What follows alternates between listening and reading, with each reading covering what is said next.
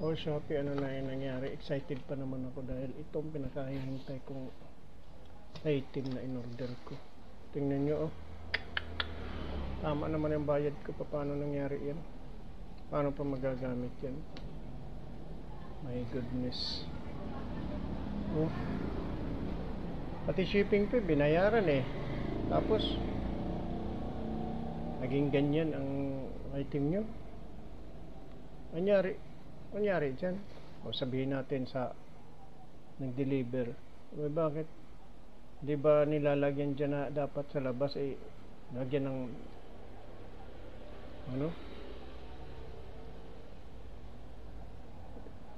Note na dapat ingatan, fragile, gano'n.